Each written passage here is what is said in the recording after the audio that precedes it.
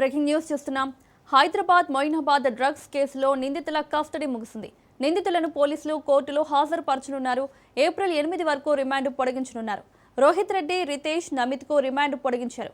పోలీసులు వేధించారా అని జడ్జి నిందితులను ప్రశ్నించారు. అలా ఏమీ చేయలేదని సమాధానమిచ్చారు రోహిత్, రితేష్, నమిత్.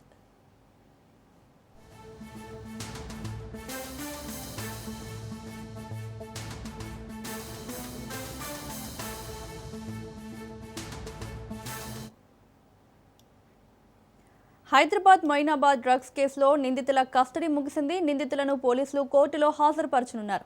ఏప్రిల్ 8 వరకు రిమాండ్ పొడిగించనున్నారు.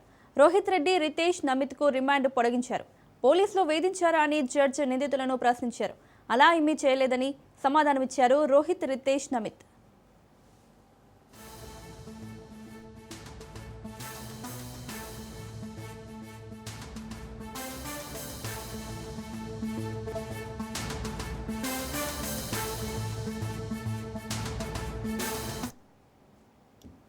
మొయినాబాద్ డ్రగ్స్ కేసులో నిందితుల కస్టడీ ముగిసినట్లు తెలుస్తోంది. ఇక ఇదే అంశానికి సంబంధించి మరిన్ని అప్డేట్స్ మా ప్రతినిధి పవన్ అందిస్తారు.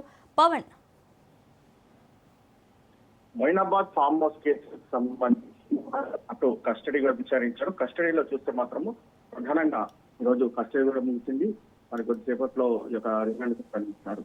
అయితే కేసుకు సంబంధించిన విషయం చూస్తే ప్రధానంగా డ్రగ్స్ కేసులో వీరు డ్రగ్స్ ఎక్కడ కొనుగోలు చేశారు, అంతేకాకుండా వీరు పోలీసుల పైన ఫైరింగ్ ఎందుకు చేశారని దానిపైన కూడా ప్రధానంగా 3 రోజుల పాటు కస్టడీలో కూడా విచారణ కొనసాగించారు. అయితే విచారణలో భాగంగా చూస్తే మాత్రము పోలీసులకు సరైన సమాధానం చెప్పట్లేదని కూడా మనకు తెలుస్తుంది. ఏదడిగినా గుర్తులేదు అనేది మాత్రం చెప్తున్నట్టుగా మనకు సమాచారం తెలుస్తుంది. అయితే మొత్తానికి ఎవరుగా 3 రోజుల పాటు రోహిత్ రెడ్డి, అంతేకాకుండా వాళ్ళ బ్రదర్ రితీష్ రెడ్డి, ఫ్రెండ్ నమిత్ శర్మ 3 రోజుల పాటు కస్టడీ కూడా ముగిసిన నేపథ్యంలో దీనికి సంబంధించి అసలు వాళ్ళు ఎలాంటి సమాచారం ఇచ్చారనేది మాత్రం కొంత సమాచారం తెలియాల్సి ఉంది. మొత్తానికి డ్రగ్స్ కేసుకు సంబంధించిన విషయంలో అన్ని కోణాల్లో కూడా దర్యాప్తు జరిపారు. ఇటు ఫామ్ హౌస్ కేసులకు సంబంధించి చూస్తే మాత్రం ఫామ్ హౌస్ ఇప్పటి వరకు ఎన్నిసార్లు డ్రగ్స్ చేయించారు, దాని తర్వాత డ్రగ్స్ ఎక్కడ కొనుగోలు చేశారని దానిపైన కూడా కొంత క్లారిటీ రావాల్సిన పరిస్థితి కూడా కనిపిస్తుంది.